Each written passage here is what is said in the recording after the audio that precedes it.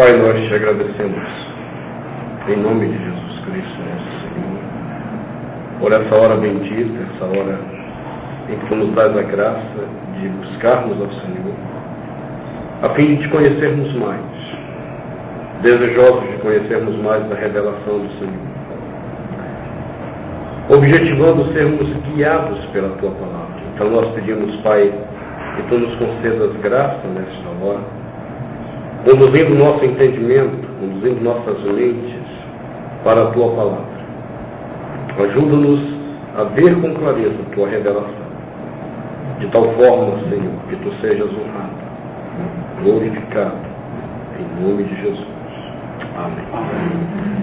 Muito bem, irmãos, vamos lá para Atos 17.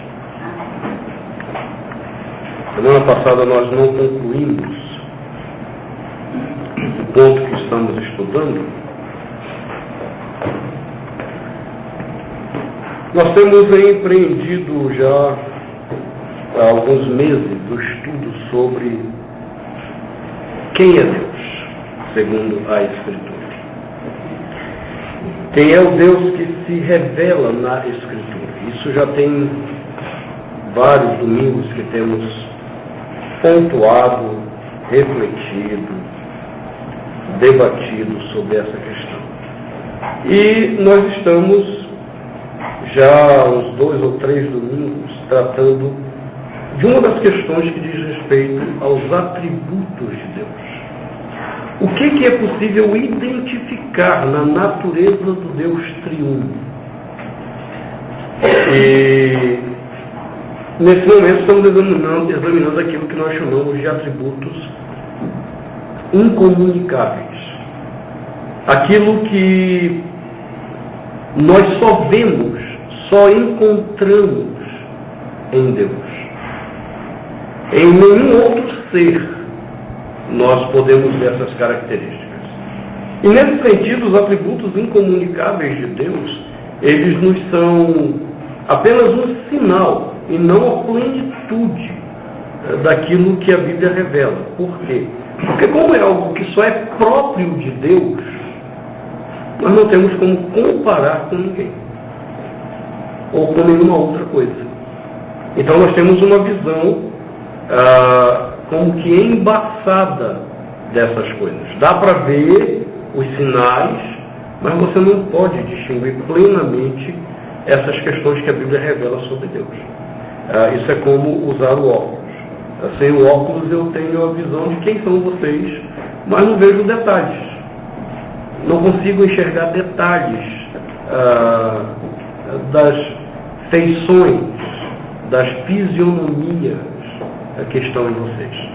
Muito bem, então nós começamos a ver essa questão dos atributos, e a primeira coisa que nós vimos foram os atributos incomunicáveis que são percebidos a partir da espiritualidade de Deus. Deus, enquanto ser espiritual, ele possui características que nós não possuímos. E por que nós estamos colocando isso? Porque todo ser humano, bem como todo ser angelical, ele também é, por natureza, espiritual. Porém, a espiritualidade de Deus diverge em muitos pontos da nossa espiritualidade. A espiritualidade de Deus possui características que nós não temos, e nós já examinamos essas questões. E então, no domingo passado, nós começamos a examinar os atributos incomunicáveis de Deus a partir da sua personalidade. Coisas que são próprias da pessoa de Deus e que não estarão em nós. Então, o primeiro ponto que nós começamos a ver e não concluímos é a questão da independência de Deus. E aí nós tomamos Atos 17 para essa primeira leitura, quando o apóstolo Paulo, no versículo 25, falando em Atenas, diz que esse Deus não é servido por mãos humanas, como se de alguma coisa precisasse. Quando ele coloca essa ideia de não é servido por mãos humanas, nós vimos que Paulo está fazendo uma relação direta à questão do culto Paulo, andando em Atenas, vê uma cidade profundamente religiosa, uma cidade que cultuava todos os deuses que eles conheciam, porque havia aquela coisa assim, vai que um deles fica com raiva de não ser cultuado e mande alguma maldição para nós. E Paulo então percebeu a questão que tinha até uma estátua, um altar para o Deus desconhecido. E aí Paulo vai tratar, porque todos aqueles deuses, nenhum refletia o Deus que se revelava na Escritura. E uma das primeiras coisas que Paulo coloca aqui de cara é essa questão de culto. Os outros deuses que Paulo identifica em Atenas, eles precisam do culto para se afirmar diante dos homens, como deuses, como senhores. E porque eles não são cultuados, então eles poderiam enviar maldições sobre os povos. Paulo quer chocar com isso e dizer, bom, o Deus desconhecido, ele não é servido por mãos humanas. Se você acha que o Deus verdadeiro precisa do seu culto, você está totalmente enganado. Ele não precisa do seu culto. Ele não se afirma porque você o adora. Senão ele seria um Deus fraco. E é engraçado que a gente continua carregando essa mentalidade errada sobre Deus. De que eu preciso cultuar porque Deus precisa do meu culto. Não, Deus não precisa do meu culto nem do seu culto. Ele não pode ser servido por nossas mãos. Como nós vimos no domingo passado, quem precisa do culto somos nós, não Deus. Por quê? Porque somos criados à imagem dele. Então, no nosso ser, há um clamor, há uma necessidade pelo divino. E se nós não cultuarmos ao Deus certo, nós cultuaremos a altares idólatras. E ao cultuarmos altares idólatras, nós jogamos fora toda a nossa eternidade. Então, o culto não é para satisfazer Deus. Deus não tem essa necessidade. O culto é para nos poupar das nossas idolatrias. Isso é uma coisa muito diferente. É por isso que esse discurso de Paulo em Atenas é um discurso que provocou impacto e choque para o seu auditório. Mas nós vimos uma outra questão ainda em João 17:5. Deus é um ser independente no seu relacionamento. João, Evangelho segundo João, versículo 5. Quando ele diz, e agora glorifica-me, ó Pai, contigo mesmo, com a glória que eu tive junto de ti, antes que houvesse mundo. Deus não precisa de nós. Deus não tem necessidade de nós. Há muita gente que diz assim, irmão, Deus precisa de você, não desista. Deus é pleno em si mesmo. Se você olhar o versículo 4, Jesus havia dito, eu te glorifiquei na tua casa, agora glorifica-me, ó Pai, versículo 5. Um glorifica o outro, um satisfaz ao outro, um torna o outro pleno. Ele não precisa de nós. Para nós, sermos chamados de filhos é um privilégio e não uma necessidade de Deus. Sermos cooperadores do Evangelho é um privilégio e não uma necessidade de Deus. A gente tem que lembrar que quando Deus quer que alguma coisa aconteça, Ele faz que aconteça independente da gente. O profeta Balaão não quis falar. Você acha que eu preciso de você? Ele faz a mula falar. Quando Cristo comissiona e nos manda pregar o Evangelho, diz, se vocês calarem, vocês acham que o Evangelho vai ficar calado? Não, as pedras clamarão. Eu não preciso de vocês. É um privilégio que eu dou a vocês de serem chamados meus filhos e cooperadores dessa obra de redenção que eu opero sobre a terra. É assim que Deus se relaciona conosco. Ele não precisa de nós.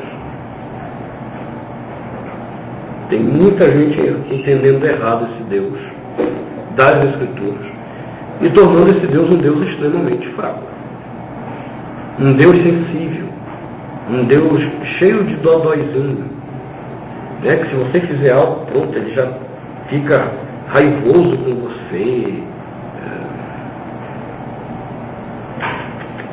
Coitado somos de nós. Porque, novamente, o contrário é verdadeiro. Quem precisa de quem, somos nós que precisamos de Deus. E, mais uma vez, porque nós somos imagem e semelhança dele. Se somos imagem, nós nunca poderemos ser plenos, ou nunca poderemos viver satisfeitos, se não estivermos nele, refletindo ele na nossa história.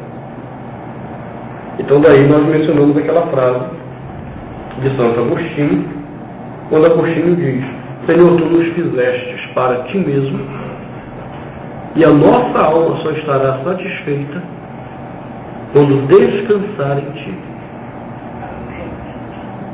Enquanto eu não estiver no Senhor, minha alma vai ser sempre inquieta. Eu sempre vou me cercar de um monte de coisas para satisfazer esse vazio que vai existir dentro de mim. Sempre, porque eu sou imagem de Deus, é uma necessidade de todo ser humano. E não adianta você negar a Deus. O ateu é engraçado, ele nega a Deus. Por quê? Porque ele não consegue conviver com a ideia da necessidade que há no seu coração. E todo ateu se torna uma pessoa inquieta. Ela é uma pessoa inquieta de alma. Porque o ser dela pede por Deus. Muito bem, então nós paramos nesse ponto e lemos então Romanos 11, 34 e dissemos. Vamos olhar a partir daqui na semana que vem, no caso hoje. Romanos 11, 34 revela uma outra questão interessante dessa independência de Deus.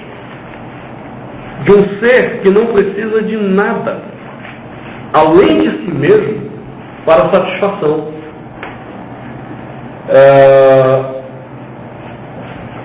11:34, Paulo pergunta: quem, pois, conheceu a mente do Senhor? Ou quem foi o seu conselheiro? Deus, ele é independente, até mesmo na forma de organizar seus pensamentos.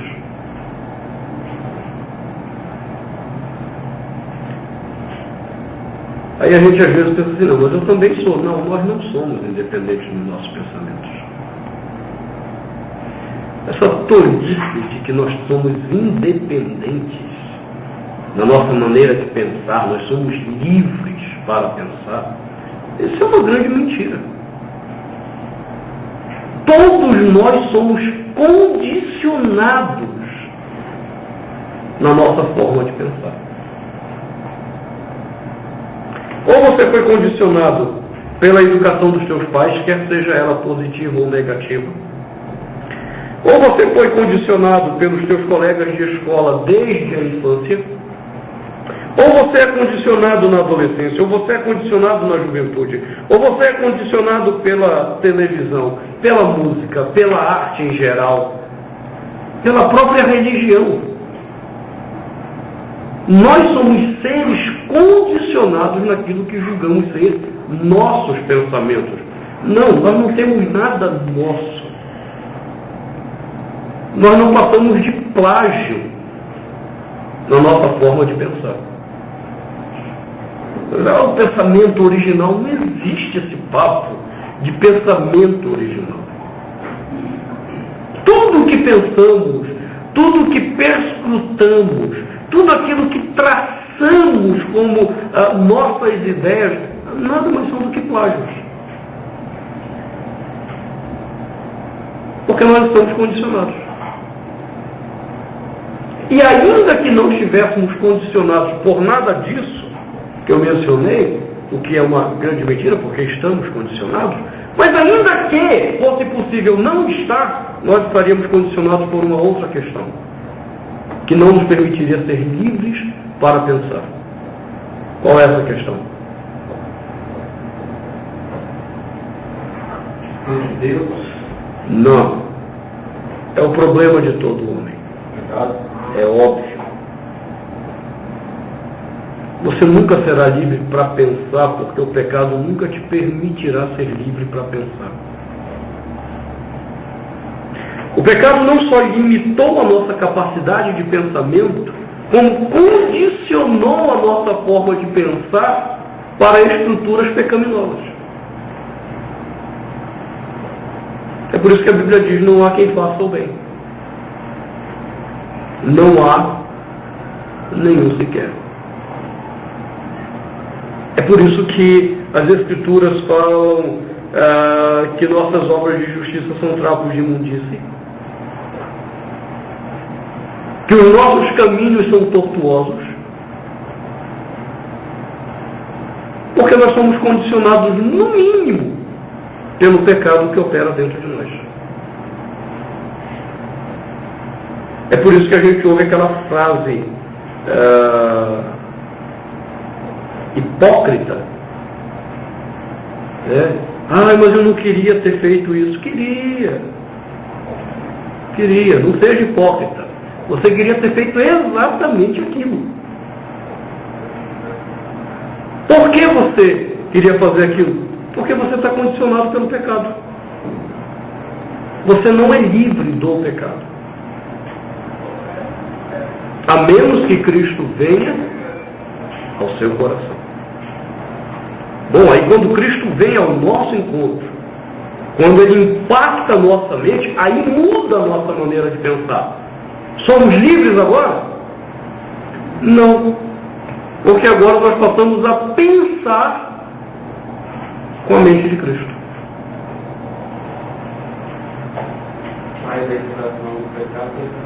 Aleluia. Aleluia. É por isso que a Bíblia diz que nós somos escravos de Cristo Jesus. Não existe liberdade. Não existe liberdade de pensamento. Isso tudo é uma grande besteira humanista que nos ensinaram. Não existe. Ou você é escravo do pecado na sua forma de pensar, ou você é escravo de Cristo na sua forma de pensar. Aí você escolhe. A escravidão do pecado te oprime e te mata. A escravidão de Cristo conduz à vida eterna e à vida em abundante. Escolhe. Mas você não é livre. Não é livre. Esse ponto da liberdade é uma das grandes mentiras ensinadas pelo iluminismo. Lembram a base do iluminismo? Liberdade e igualdade. Duas grandes mentiras. Fraternidade era francesa.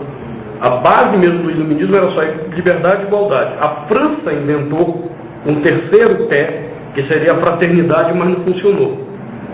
Até porque os próprios franceses, eles não souberam nem respeitar a liberdade nem a igualdade. A fraternidade muito menos. Porque quando eles deram o golpe, saíram matando o rei, saíram matando padres, saíram matando todo mundo e depois começaram a se matar. O iluminismo é lá na França, né? Não, o iluminismo no século XVIII, renascença no século XVI. Aí a mesma França que lança o conceito democrático, algum tempo depois da Revolução Francesa, permite subir ao poder um imperador, Napoleão Bonaparte. É hipocrisia dos homens. Na mesma época? Não, Napoleão sobe ao poder algum tempo depois. Os jacobinos primeiro tomam o poder, aí saem matando todo mundo, aí depois o pessoal lá da esquerda, você sabe que esse negócio de direita e esquerda na política, ele tinha a ver com a disposição na mesa após a Revolução Francesa. É daí que vem esse negócio, cara de esquerda e cara de direita. O pessoal da esquerda que não tinha ficado no poder na Revolução Francesa, mas que estavam juntos na Revolução. E depois eles começaram a tramar a queda dos jacobinos que estavam na direita. Então daí passou esse negócio, cara de esquerda ou de direita. Na mesma época é a Revolução Francesa. Sim, o iluminismo, a Revolução Francesa, ela é uma manifestação nacional dos conceitos iluministas. O iluminismo é do Não, o iluminismo foi um movimento europeu. A base dele começa na Inglaterra, século XVII. Aí ele começa a se espalhar para a Alemanha, para a França, Inglaterra e Estados Unidos, que já tinha já estava em revolução contra a Inglaterra. Estados Unidos até então era chamada New England, a Nova Inglaterra. Naquela época da independência americana? Sim, a independência americana é fruto do iluminismo. Ok? Vamos voltar aqui a essa questão. Só para você entender, não existe essa besteira de liberdade de pensamento. Você é escravo de alguma coisa. E os homens sábios são aqueles que sabem reconhecer de quem eles são dependentes. Mas você tem a liberdade de escolha? Não, nem a liberdade de escolha. Porque a sua liberdade de escolha sempre é má. Porque tem a opção de escolher entre certo e errado. Você sempre escolherá pelo errado. Mas não é Bíblia. O quê? Não mostra na Bíblia, tendo dois escolheu errado. Vamos lá. Salmo 14. A gente então tem a livre-arbítrio. Sim, há uma confusão profunda entre livre-arbítrio e livre-agência. Livre-arbítrio não existe. Livre-agência, sim. Como você pode explicar por isso? Posso, não tem nenhuma dificuldade. Salmo 14, versículo 2. É grande versículo 1. Diz o insensato no seu coração, não a Deus. Corrompem-se e praticam abominação. Já não há quem faça. O irmão pode ler? Vamos continuar, não terminei não. O Senhor Do céu, não, deixa eu terminar aqui, acompanhe. Do céu, olha o Senhor para os filhos dos homens, para ver se há quem entenda, se há quem busque a Deus. Todos, literalmente todos, se extraviaram e juntamente se corromperam. Não há quem faça o bem. Não há nenhum sequer. Todo o Antigo Testamento vai trabalhar com esse conceito. Antigo Testamento? Claro que sim. Romanos 3.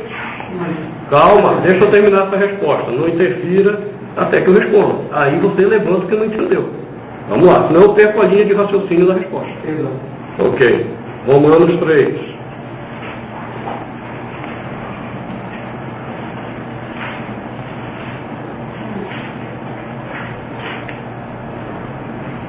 A partir do versículo 9, Paulo falando dos judeus. No versículo 1 ele começa a falar do judeu que pratica religião, que parece ser todo certinho. Aí no 9 ele diz assim, que se conclui? Temos nós qualquer vantagem? Está falando de judeus. Ele, Paulo, é judeu, ele pergunta, nós judeus que somos extremamente religiosos, temos alguma vantagem? Não, de forma nenhuma. Pois já temos demonstrado que todos, tanto judeus como gregos, estão debaixo do pecado. Como está escrito, não há justo. Nenhum sequer. E aí Paulo começa a citar o Salmo, confirmando o que eu acabei de ler para vocês. Não há quem entenda, não há quem busque a Deus, todos se extraviaram, a uns se fizeram inúteis. Não há quem faça o bem, não há nenhum sequer. A garganta deles, aí Paulo amplia o argumento, vai usar outros textos do Antigo Testamento. A garganta deles é sepulcro aberto, com a língua urdem engano, veneno de víbora está nos seus lábios, a boca eles a têm cheia de maldição e de amargura, são os seus pés velozes para derramar sangue, nos seus caminhos há destruição e miséria, desconheceram o caminho da paz. Não há temor de Deus diante dos seus olhos. Obrigado. Não existem pessoas boas. E todos optam pelo mal. Só para encerrar isso aqui, eu deixo você fazer essa pergunta. João 3.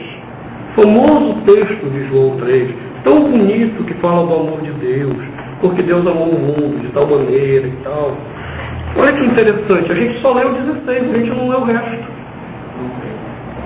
Porque Deus amou o mundo de tal maneira que deu seu Filho unigênito para que todo o que nele crê não pereça, mas tenha a vida eterna. Porquanto Deus enviou seu Filho ao mundo, não para que julgasse o mundo, mas para que o mundo fosse salvo por ele. Quem nele crê, não é julgado. O que não crê já está julgado, porquanto não crê no nome do unigênito Filho de Deus. E o julgamento é este, agora preste atenção.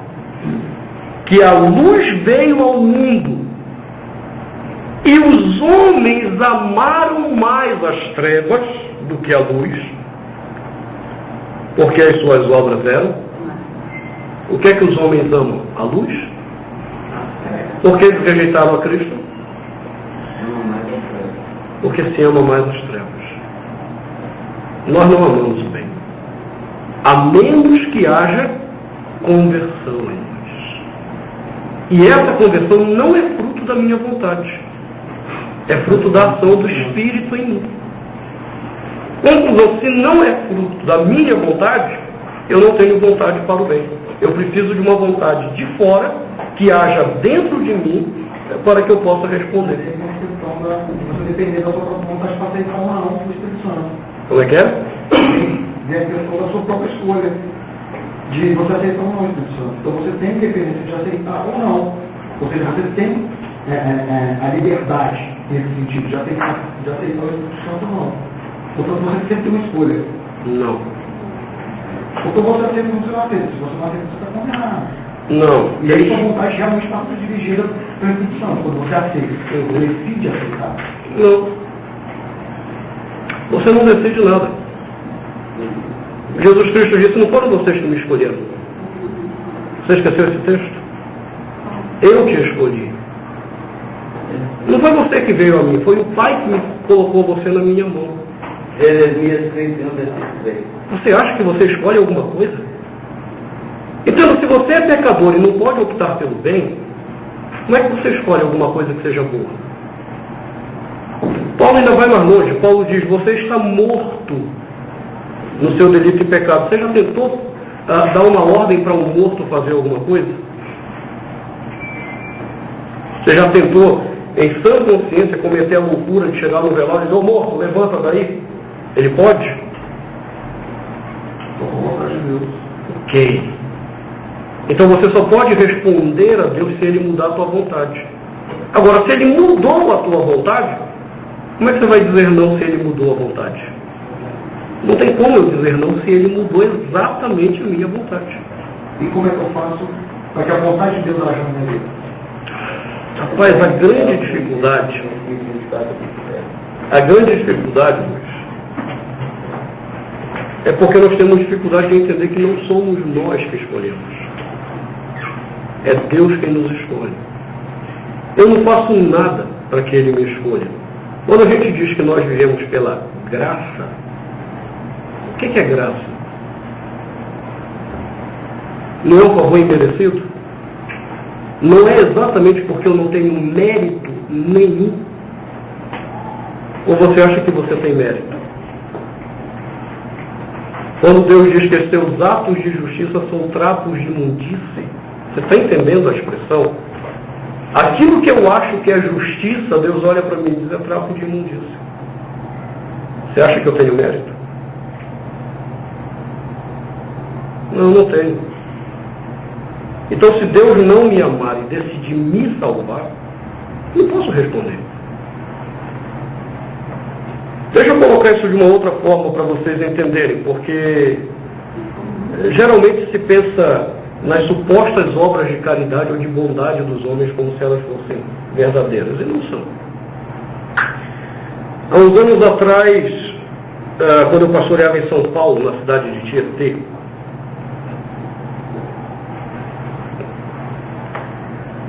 eu fui chamado para atender um rapaz, chamava Luiz Cardia, mais conhecido como Cardia. O Cardia, ele era um artesão de primeiríssima qualidade. E a gente descobriu que tinha um tumor no cérebro. E só tinha uma alternativa, uma possibilidade de sobreviver, uma cirurgia de altíssimo risco. Ele foi para São Paulo, para o Albert Einstein, onde foi feita a cirurgia. Ele sobreviveu, mas essa parte do cérebro afundou, perdeu massa encefálica, obrigado. Perdeu massa encefálica, afundou essa parte aqui e ele ficou cego. E esse cara entrou numa depressão violentíssima. Foi quando me procuraram para ir acompanhá-lo. Rapaz, eu vou te falar, foi uma fase dura esse acompanhamento. Por quê? Porque até almoço eu tive que fazer pro camarada, porque ele não queria comer, rapaz. E ter que insistir ali que nem pai com criança que não quer comer para o cara sobreviver. Passado algum tempo, eu fui visitá-lo. Cheguei lá, estava o presidente da Federação Espírita de Tietê. E aí quando o Cardia foi me apresentar para ele, ele veio com uma soberba, uma empáfia. Porque o Cardia pensou assim, esse é o pastor que está cuidando de mim e tal. Ele olhou, o senhor estudou aonde? Hoje eu sou um cara mais manso. Mas naquela época eu não era não. Aleluia. Naquela hora eu olhei para ele e disse assim, primeiro que eu não te devo satisfação de onde eu estudei. Agora, se você quer saber onde eu estudei, aí eu passei todas as universidades que eu havia estudado no campo teológico. Onde eu obtive meu mestrado, e para início de conversa, duas grandes instituições do Brasil, Universidade Luterana e Mackenzie, onde eu obtive dois doutorados, 2 mestrados. Eu olhei para ele e disse assim, agora me diga onde é que você estudou. Então, quando ele falou, eu olhei para ele e disse assim, rapaz, essas tuas faculdades são de fundo de quintal. Se você quiser conversar comigo por esse caminho, então você vai ter que estudar um pouquinho mais para a gente conversar. Ele entendeu a besteira que ele fez, pediu desculpa e começou a conversar. Mas ele começou a questionar a questão da religião. E chegou num ponto das boas obras. Ele disse assim, me mostra as boas obras que vocês evangélicos fazem. Eu olhei para ele e disse assim, meu amigo, se a história terminasse hoje, e nós evangélicos tivéssemos feito uma única obra, uma só, de caridade, o jogo terminaria 1-0 para nós. Porque vocês não praticam caridade. A reação dele foi mais ou menos assim, só que ele se enfureceu. Você movimentou o rosto, ele ficou furioso. Aí ele começou a passar na minha cara as obras de caridade deles. Os asilos, o trabalho com crianças órfãs, deficientes, e foi passando a lista dele. E eu gosto desse tipo de coisa, eu gosto de provocar também, né? Assim, pois é, terminaria 1-0. Porque vocês não praticaram nenhuma caridade. Pergunta imediata dele na fúria foi, prove-me Primeiro, a própria lei do karma. A lei do karma não te permite praticar caridade. O que diz a lei do karma? Que você paga numa vida por atos errados de uma vida passada, a fim de que você se purifique nessa nova vida que você está tendo. Existe uma lei que controla a justiça. O que foi feito de errado lá, você vai voltar numa outra vida para pagar isso daí. Certo? Sim, entendo. Porque nós vamos chegar também no problema evangélico. E agora você faz... Segundo a lei do karma, existem duas formas de purificação. E só duas. Caridade e sofrimento. Para quem que você pratica caridade? É para quem está bem? Ou você pratica caridade para quem está sofrendo? Aí na lata, sem pensar, é óbvio que é para quem está sofrendo. Se você acha que isso é uma bondade, você está interferindo no processo de purificação do outro. Está impedindo que o outro volte melhor na outra vida. E você acha que isso é bondade? Você acha que isso é caridade? Como assim, pastor? Sim. Até porque, estou falando, eu me converti há pouco tempo e eu frequentei muito tempo a comunhão espírita, lá na 634. Jóia. É importante escutar isso. Jóia. Você faz a caridade para quem? Para alguém que está bem de vida? Eu ia muito no nosso lar, lá no Bandeirantes. Sim, conheço, eu vou lá, de vez em quando eu vou lá no nosso E lar. lá não é, até porque lá não é, lá é aberto para todos. Isso, Né? correto. E não é bancado pela comunhão espírita. Uhum. A comunhão espírita ajuda muito nisso. Né? E o próprio governo. Aí, E lá são crianças que foram abandonadas, crianças órfãs, que estão sofrendo. O que a lei do karma diz sobre essas crianças? Que elas estão sofrendo nessa vida, para que elas se purifiquem e voltem numa outra vida melhor do que essa situação. Aí você chega lá e impede que essa criança sofra. Você faz ela sorrir. O que você está fazendo? Você está impedindo a purificação dela. O que seria coerente com a lei do karma? É eu chegar lá, olhar aquela criança chorando, pegar, pá! Estou te ajudando a ficar melhor. Eu meto a mão na cara dela. Por quê? Quanto mais sofrimento, mais purificação. Então a bondade seria provocar mais sofrimento e não impedir o sofrimento. e a caridade é mascarada, né? Sim. Você faz ela com... Sim, nós vamos chegar nesse segundo ponto. Purificar. Então, esse é o primeiro ponto. Perceba, dentro da lei do karma, ela é incoerente.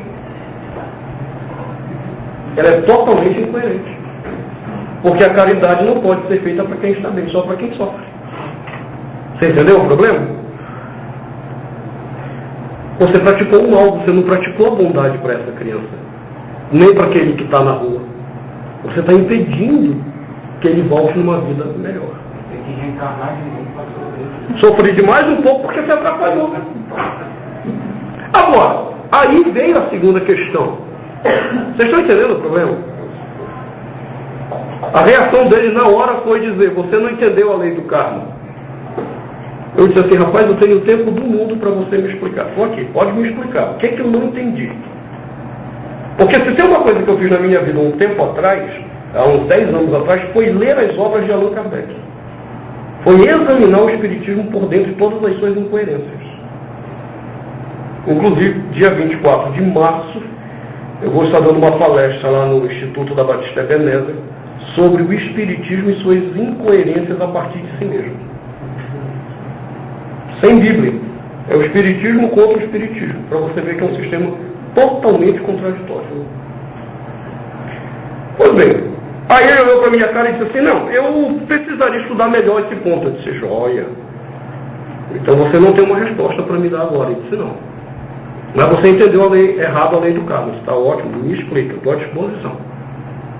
Está aqui meu telefone, peguei um papel. A hora que você conseguir responder isso para mim, estou à sua disposição. Eu disse, mas não acabou, tem mais uma outra questão. O que é a bondade em qualquer perspectiva, quer seja teológica ou filosófica? A bondade em qualquer perspectiva, e eu estou falando academicamente mesmo, não é uma questão, um pastor falando para as ovelhinhas de forma piedosa. Não, na academia, vai examinar academicamente o que é bondade. A bondade é um ato em favor de alguém destituído de interesse pessoal. Aí a pessoa chega, olha, eu estou te ajudando assim, parece bonito e destituído de interesse. Mas o que está por trás no conceito espírita? A minha própria purificação. Usando o outro. Usando o outro. Aí veio a questão, você acha que isso é bondade? Você está ajudando alguém porque você está querendo se purificar. Isso é que nem a ajuda de os patrocínios, né, na televisão, apoio cultural, não sei o quê. É mentira, os caras estão colocando dinheiro que é para promover o nome da marca deles. Sim, se fosse verdadeiro, a gente ajuda e não tem o nome de ninguém, acabou.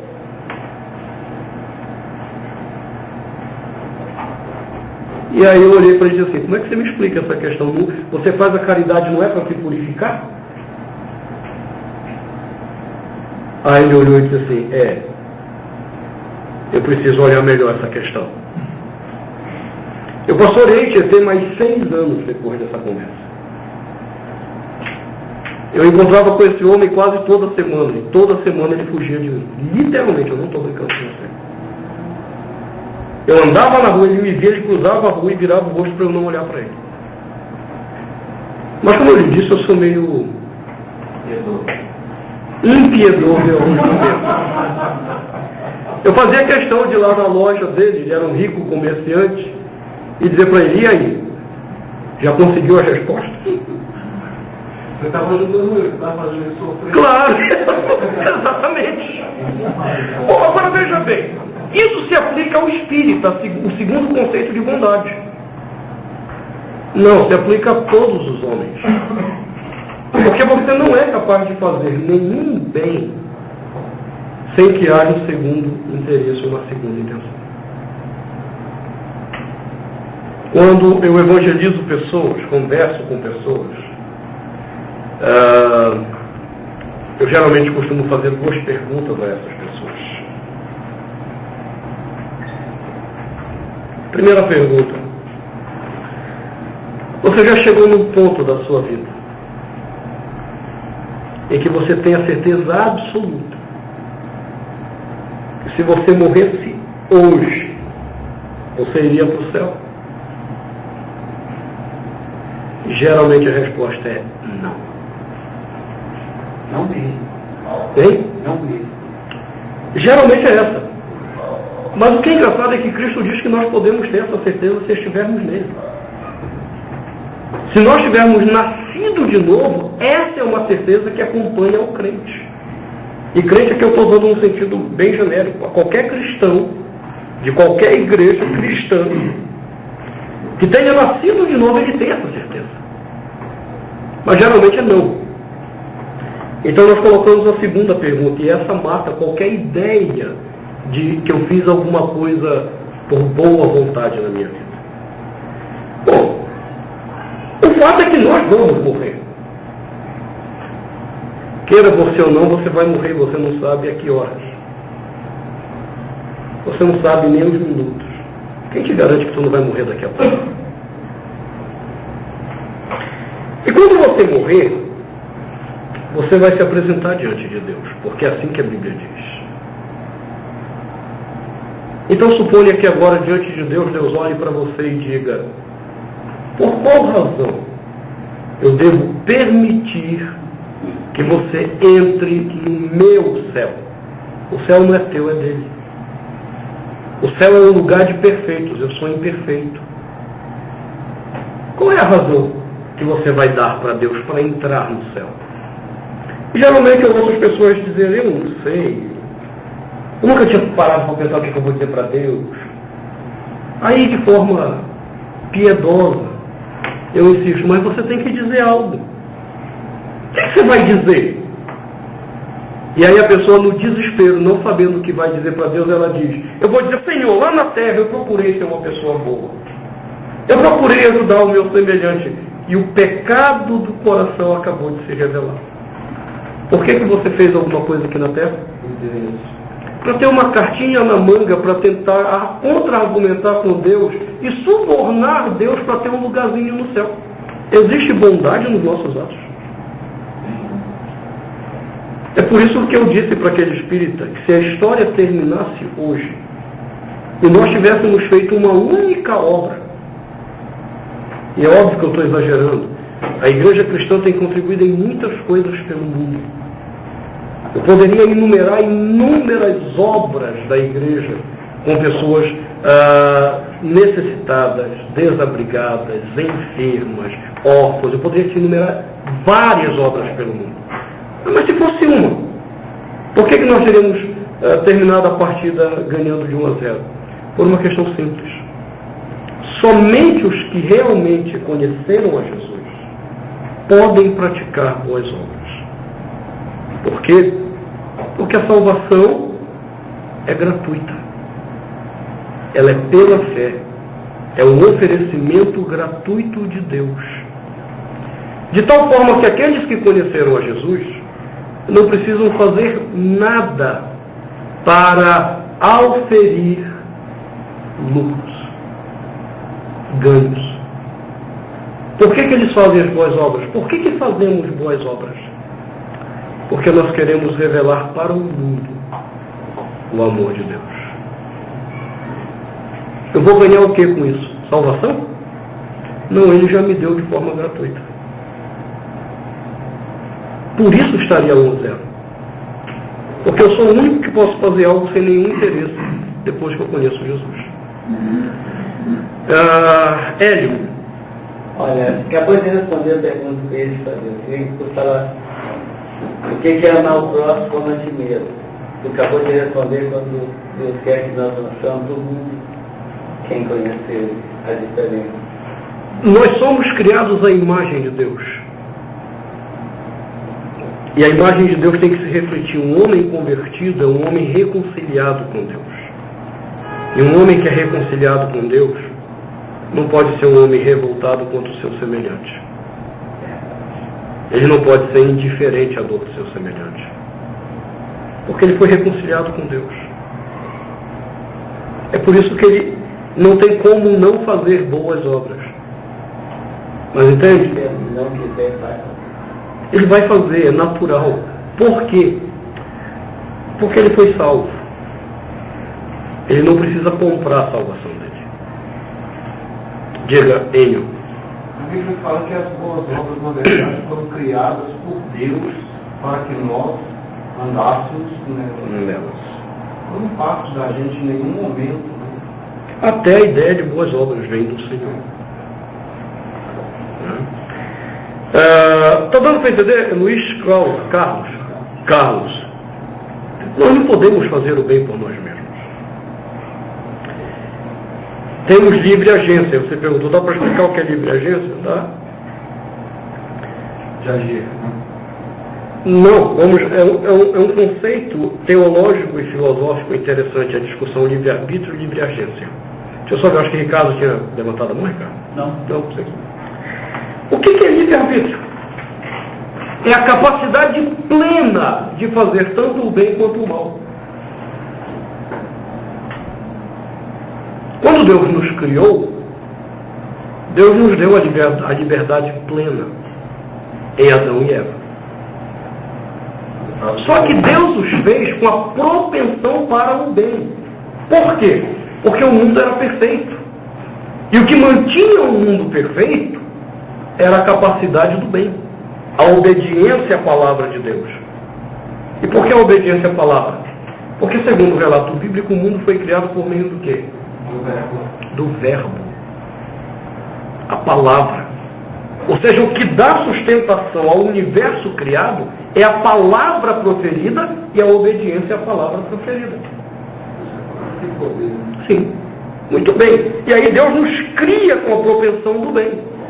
Mas Deus nos dá o direito da rejeição. Por quê? Qual é o propósito da salvação?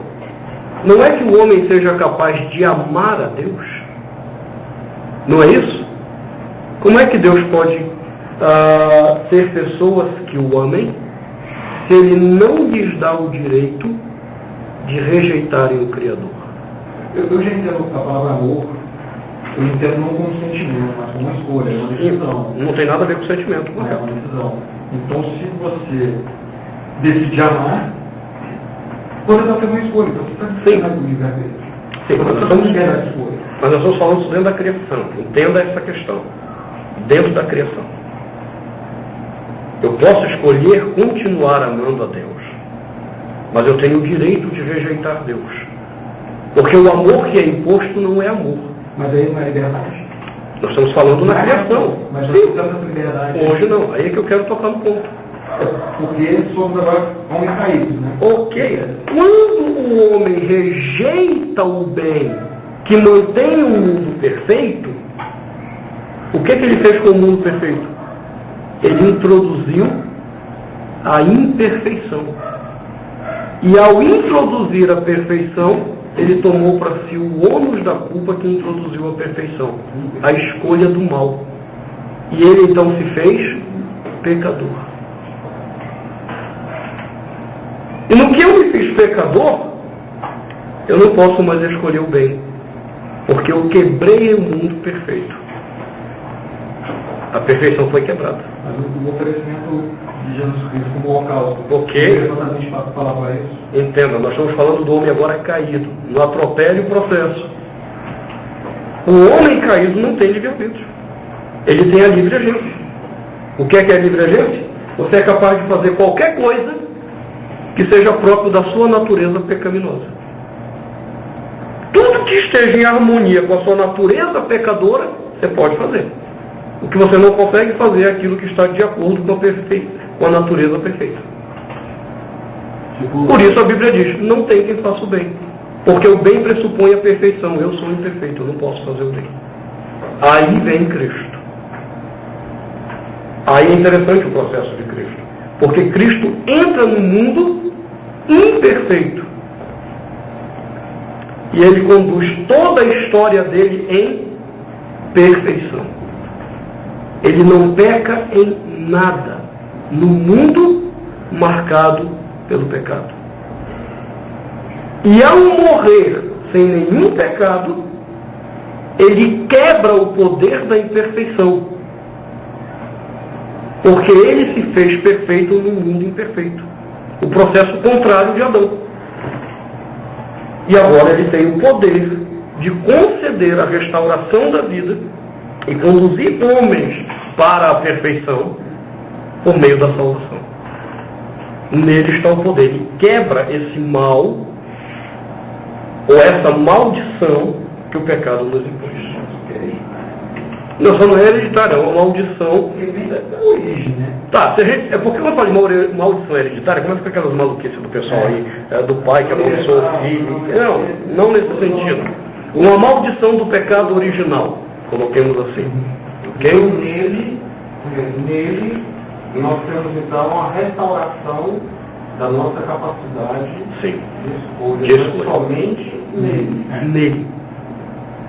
Nele. E é por isso que eu escolho estar nele, porque se eu não escolher estar nele, eu não tive a capacidade restaurada. Então, quando você, a partir do momento que a livre agência da escolher o que é bom, é o sinal que você tem uma nova vida. Se você é capaz de por amor a Cristo e não por amor a você fazer algo, então é porque houve uma nova vida. Então, o sinal é amar. Bom, aí eu estou amando. Mas escolha é um sentimento. Não é um sentimento. Amor é uma decisão. Que inclusive é o assunto, né, já que você está tocando esse ponto, o pessoal diz que eu sou um péssimo vendedor dos meus livros, é o tema do meu primeiro livro lançado pela Fonte Editorial, uma editora teológica de São Paulo, um trabalho que eu apresentei para a Universidade Luterana em Canoas, sobre o amor de Deus derramado em nossos corações, que trata exatamente disso. Amar não é sentir. Amar é a capacidade... Obrigado, ele, pela parte que me toca. Por amor. Amar é uma decisão decisão que tomamos em favor de alguém. Agora, em que ela difere, o que o amor difere na vida de um salvo e de um não salvo? Porque ele está destituído de qualquer interesse de si mesmo. Nós agimos em favor de alguém por amor a Cristo, não por amor a nós mesmos. É uma destituição de nós mesmos. Então, quando... Um exemplo prático para vocês entenderem. Quando no casamento há o adultério, por que Cristo exige que saibamos perdoar? Primeiro ele exige o arrependimento do que pecou. E da parte ofendida que saiba perdoar. Por quê? Amar não é uma questão de sentimentos. É uma questão de agir em favor de alguém por amor a Cristo que se perdeu na vida daquela pessoa. Um exemplo mais forte disso na minha vida foi de um casal que eu tive o privilégio de pastorear. E ainda que o adultério não tenha se consumado, ele havia sido implantado. O irmão, cara joia, rapaz. Como se diz, teve aqueles 5 minutos de diarreia mental e espiritual. Entrou na internet, começou a conversar com uma menina, ele viajava muito. E nessa história se apaixonou virtualmente. E a menina é aqui de Brasília, inclusive, ele morava em São Paulo.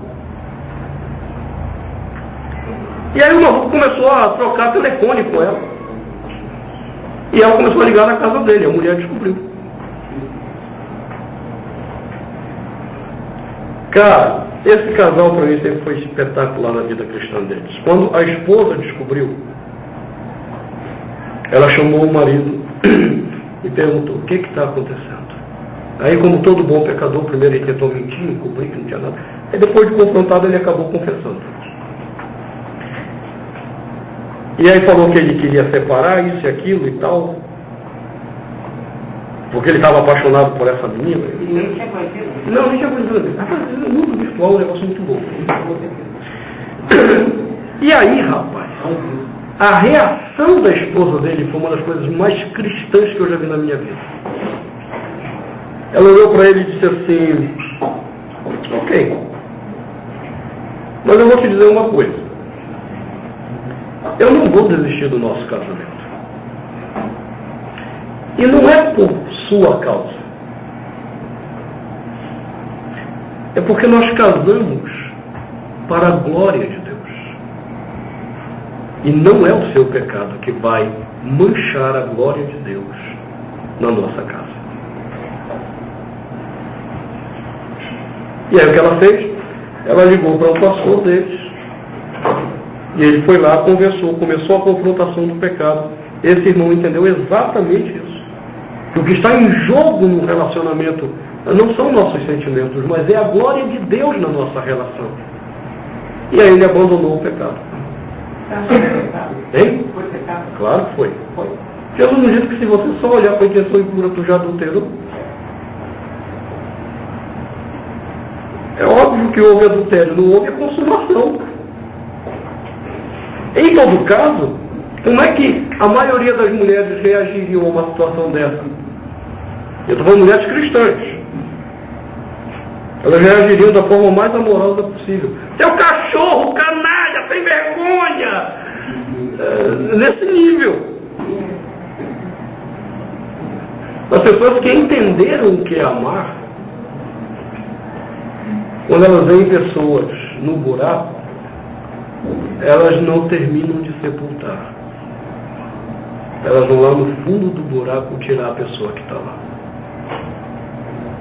Independente do coração ter sido ferido. Independente dos sentimentos terem sido agredidos. Então, para mim, era uma honra pastorear esse casal. Esse casal, para mim, sempre foi um exemplo de vida cristã. Vida mesmo com Deus. Por que eles fazem isso? Porque são bons? Não. Porque um dia eles conheceram a plenitude do amor de Deus nas suas vidas, por meio da regeneração em Jesus Cristo. Nós não somos livres, nós não somos bons. Ou nós somos condicionados pelo pecado, ou somos condicionados pelo amor de Cristo. Só Deus é livre. Porque nada condiciona a Deus a não ser Ele mesmo. Só Deus é livre, porque só Ele se aconselha. Ele não se aconselha com ninguém. É nesse sentido que nós temos examinado essa independência de Deus. Só que esse negócio está tão doido que a gente está ouvindo algumas histórias hoje que não faz sentido. É um negócio maluco dentro das igrejas evangélicas. Aí eu me pergunto se é uma igreja evangélica ou uma igreja pagã. Tem um maluco da igreja de Boston, da igreja Assembleia de Deus de Boston, que não tem mais nada a ver com a Assembleia de Deus. Eles foram desligados pela grandeza das heresias lá. Então o pastor de lá, que é Uriel alguma coisa, o nome de camarada, Em Boston. Em Boston. Ele vive batendo papo com os anjos. Não, é sério.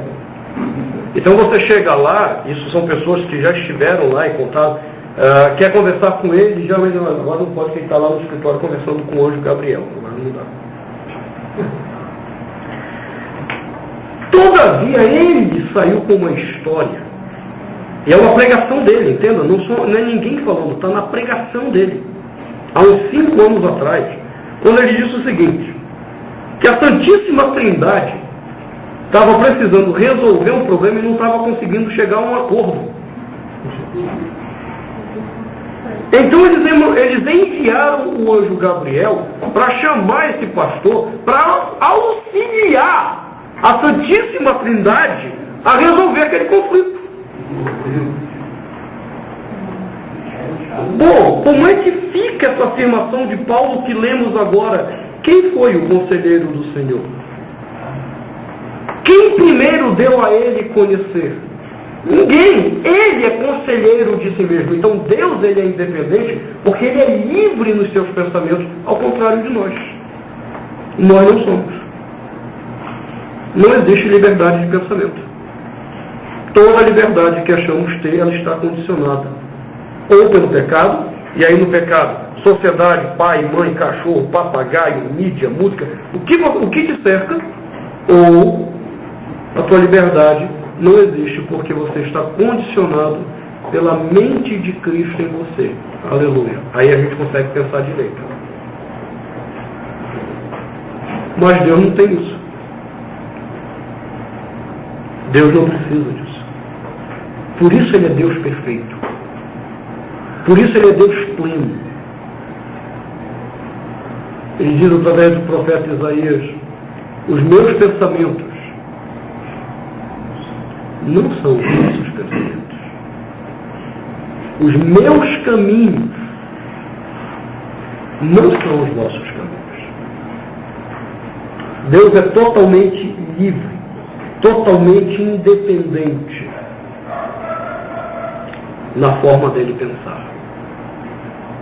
Pastor, na conversão do apóstolo Paulo, quando Deus fala com Ananias para ir lá, ele pôs as mãos sobre ele para que ele fosse curado, né, da cegueira, a palavra que tem a ver é porque importa, né, enquanto ele deve sofrer por causa do Evangelho.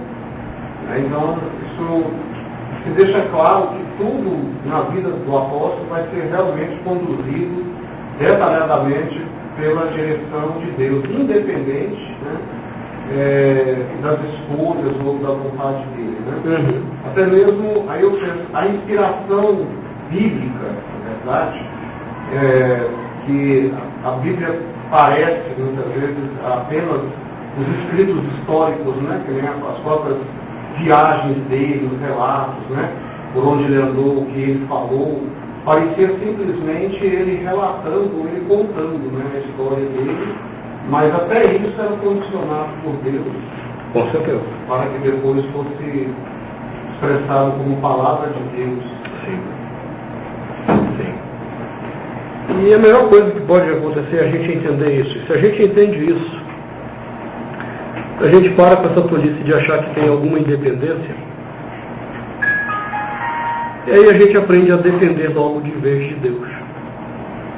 É tão mais fácil aprender a depender dele. E é tão mais benéfico depender dele, em vez de ficar achando que nós temos alguma independência, que somos alguma coisa, que podemos alguma coisa. Não, eu não posso, não sei, e nem quero ser nada, a não ser alguém que esteja na mão do Senhor, conduzido pelo Senhor. O dia que isso for nosso objetivo, a vida fica bem mais simples. Bem mais simples. Devido ao nosso horário, nós vamos ter que parar aqui para nos preparar para o culto. Mas na semana que vem, nós deveríamos, na verdade, na semana que vem nós deveríamos continuar, mas, como eu disse aos irmãos, eu tenho que viajar amanhã para cuidar da minha mãe lá em Fortaleza. Então, em virtude disso, nós não vamos ter aula no domingo que vem. No outro domingo será o nosso seminário de carnaval. Vamos ficar aqui de sábado até terça-feira, estudando sobre a vida conjugal para a glória de Deus. O que é viver uma vida familiar para a glória de Deus. E só depois do carnaval, então, nós vamos voltar a essa temática que temos debatido e estudado sobre o Deus que se revela na Escritura. Quem é esse Deus? Temos aprendido já algumas coisas, e a última é, ele é um ser independente. Ele não precisa de nós. Ele não precisa dos nossos conselhos. Ele não precisa nem do nosso culto. Ele é pleno em si mesmo. Tudo que ele exige de nós é porque nós necessitamos, não ele. Que ele nos ajude a entender isso e nos dê uma vida espiritual mais saudável. Amém? Amém.